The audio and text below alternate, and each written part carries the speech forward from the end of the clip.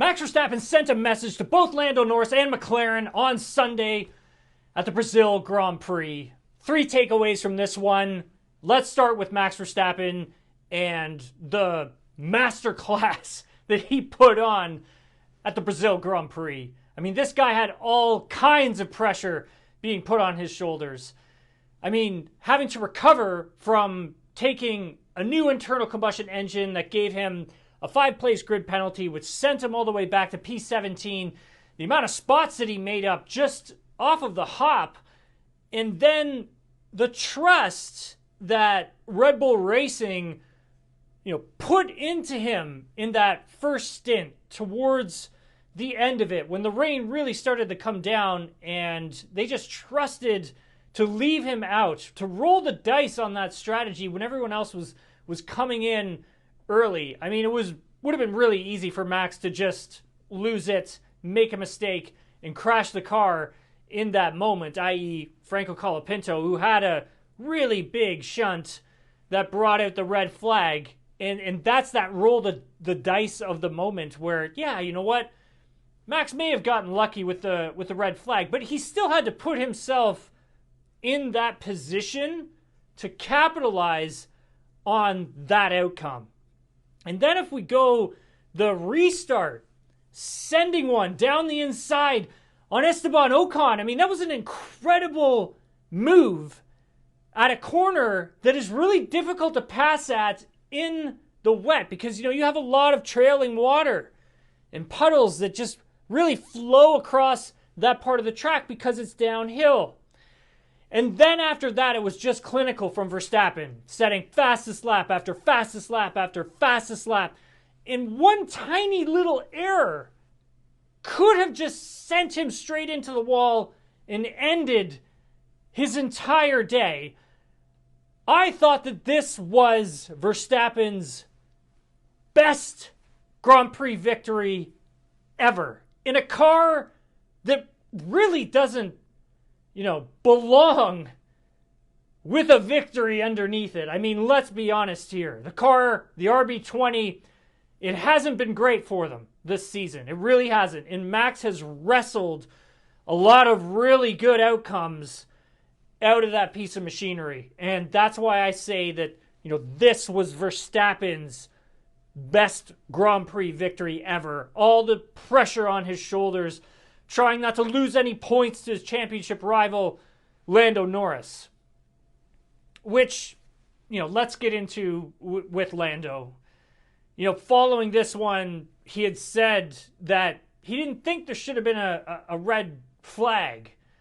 But I disagree with that because, when Colapinto had his crash, I mean, that sent a ton of debris scattered along the track, all that carbon fiber.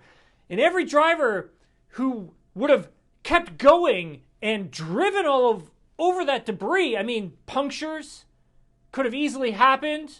Could have easily happened to Lando Norris. Could have taken him out. So yeah, you know what? The officials did the right thing.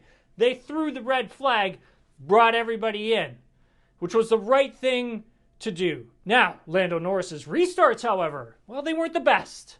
But I heard from Andrea Stella following this one, and he felt that McLaren didn't give Norris or Oscar Piastri the best car that they could have this weekend. They were suffering a lot from lockups, so the tires just locking up. Piastri suffered from it in Q3, and then Norris suffering from it during the restarts, and that's according to Andrea Stella. And you know what? Look, this could have been a big weekend for Lando. He could have really taken a huge bite out of Verstappen's championship lead. And now, look, we're going to go to Vegas here in a few weeks' time. Maybe not a Red Bull track, but it's also might not really be a McLaren track. It's probably going to be more of a Ferrari track. And so if Ferrari's really on it in Vegas, I mean, they're going to snap up a lot of those big points, and Lando's not going to be able to take a big hunk out of that. So Verstappen, who knows, if he plays his cards right, he could walk out of Vegas a 4-time drivers champion. So I think for McLaren, it's like, all right, well, if you're not giving him the best stuff coming into Brazil, then you're going to need to give him everything you got for Las Vegas to try and keep his championship hopes alive. I thought the race was fantastic, by the way. I really enjoyed it a lot. I mean, Alpine coming away with podium finishes.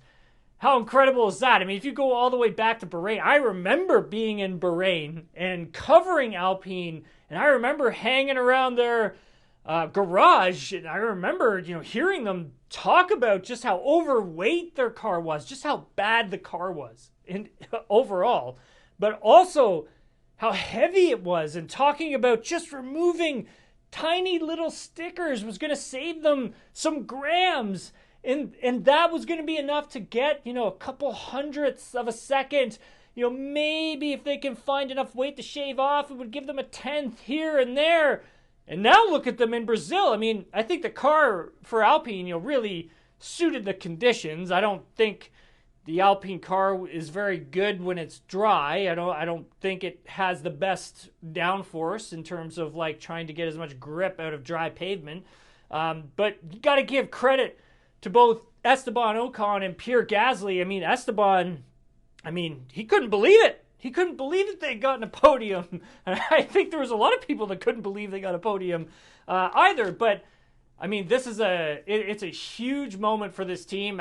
Moving up as high as they did in the constructor standings. They had said it on the race broadcast, $50 million bucks, added to your pocket if you can finish where you're at the end of the season.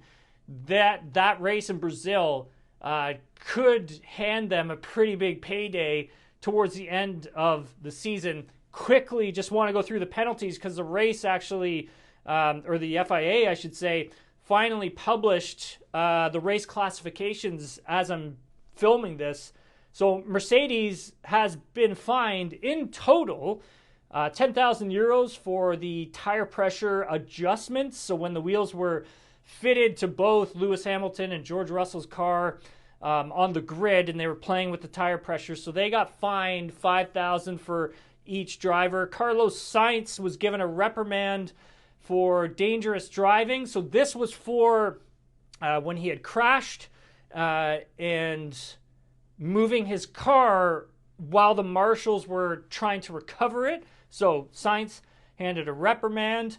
Lando Norris, he was fined 5,000 euros, and he was also handed a reprimand for the aborted race start. So when Lance had gone off and they'd thrown the aborted race start, and Lando had gone when it had said on the sign. So they fined him 5,000 euros for that. They also fined George Russell for the very same thing as well. There was a few other drivers who were involved in that, but all other drivers who were behind both Norris and Russell who had left, they were all handed no further actions for that. So, that was a crazy race. It was great. I really enjoyed it. I hope you enjoyed it as well. We're going to have a great one coming up here in a few weeks' time in Las Vegas. We'll be there for it, so super excited to be on the grounds for that one. We'll talk to you all from there.